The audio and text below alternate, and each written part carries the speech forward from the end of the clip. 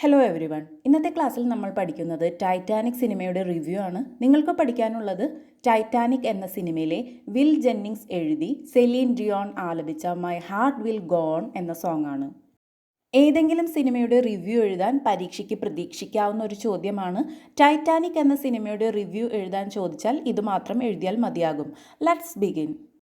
ഈ പേരുകൾ ഓർത്തു വയ്ക്കുക. ടൈറ്റാനിക്, ഡയറക്ടർ ജെയിംസ് കാമറൂൺ ആണ് ടൈറ്റാനിക് എന്ന സിനിമ സംവിധാനം ചെയ്തത്.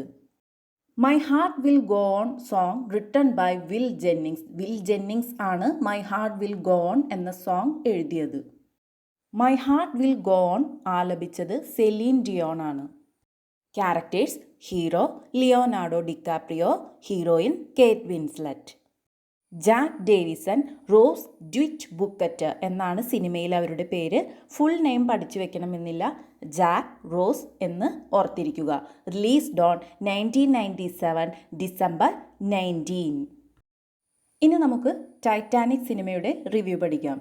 The film Titanic, directed by James Cameron സംവിധാനം ചെയ്ത ചിത്രമാണ് Titanic. The film is a real-life tragic drama enacted more than 150 years ago on the luxurious and invincible ship Titanic that struck an iceberg. 150 വർഷങ്ങൾക്ക് മുൻപ് മഞ്ഞുമലയിൽ ഇടിച്ചു തകർന്ന ആഡംബര കപ്പലായ Titanic എന്ന കപ്പലിൻ്റെ പശ്ചാത്തലത്തിൽ പറയുന്ന കഥയാണിത്.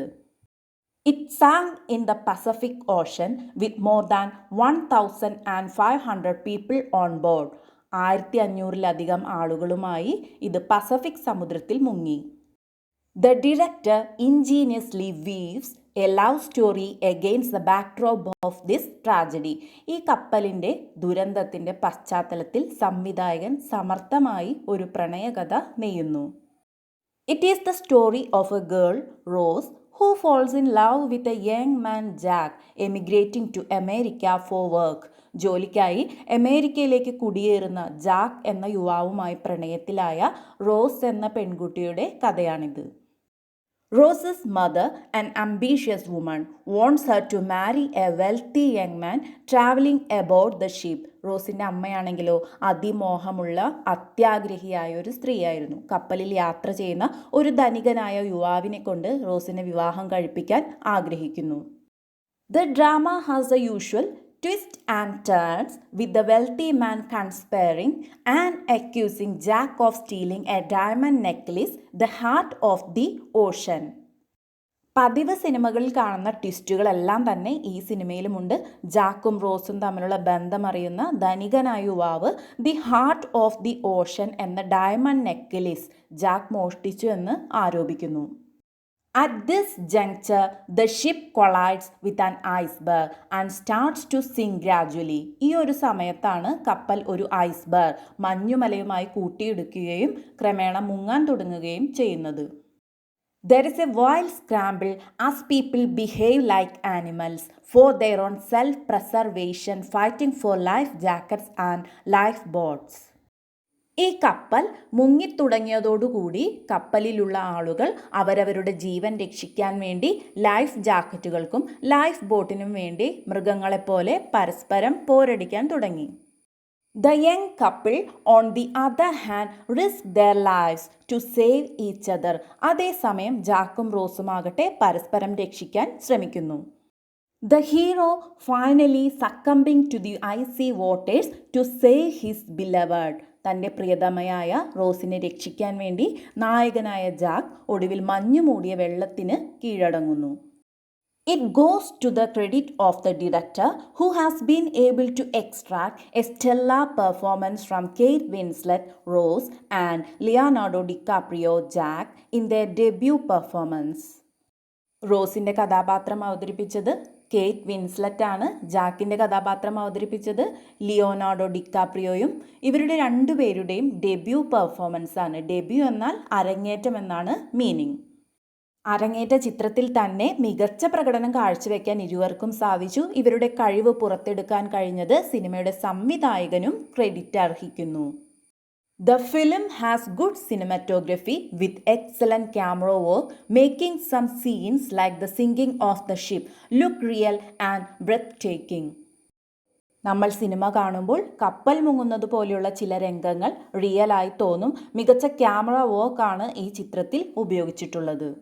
The digital stereophonic sound effects give a true-to-life experience. Digital stereophonic ശബ്ദ ഇഫക്റ്റുകൾ യഥാർത്ഥ അനുഭവം നൽകുന്നു. So much so that one can actually feel the emotions of the people struck by the calamity. ഇത്രമാത്രം ദുരന്തം ബാധിച്ച ആളുകളുടെ വികാരങ്ങൾ യഥാർത്ഥത്തിൽ നമുക്ക് ചിത്രം കാണുമ്പോൾ അനുഭവിക്കാൻ കഴിയും. The smooth screenplay and effective dialogue delivery is engrossing. സുഗമമായ തിരക്കഥയും ഫലപ്രദമായ സംഭാഷണങ്ങളും വളരെ ആകർഷകമാണ്. The elaborate costumes, makeups and props truly reflect the period of the tragedy. ഈ ചിത്രത്തിൽ ഉപയോഗിച്ചിട്ടുള്ള വസ്ത്രങ്ങൾ, മേക്കപ്പ്, മറ്റ് പ്രോപ്പർട്ടീസ് എന്നിവ ടൈറ്റാനിക് കപ്പൽ ദുരന്തം നടന്ന ആ കാലഘട്ടത്തെ ശരിക്കും പ്രതിഫലിപ്പിക്കുന്നു. So realistic is the film that it is bound to strike an emotional chord in the viewers, some of whom would be moved to tears. ഈ സിനിമ വളരെ റിയലിസ്റ്റിക് ആണ്. അത് കാഴ്ചക്കാരിൽ ഒരു വൈകാരിക അനുഭവം ഉണ്ടാക്കുന്നു. Some of whom would be moved to tears. കാഴ്ചക്കാരിൽ ചിലർ ഈ ചിത്രം കണ്ട് കണ്ണീരൊഴുക്കും.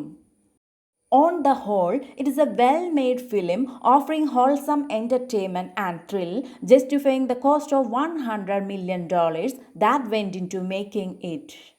മികച്ച വിനോദവും അതോടൊപ്പം തന്നെ ത്രില്ലും വാഗ്ദാനം ചെയ്യുന്ന ഒരു മികച്ച ചിത്രമാണിത്. ഈ ചിത്രത്തിൻ്റെ നിർമ്മാണത്തിന് $100 ദശലക്ഷം ചിലവായി.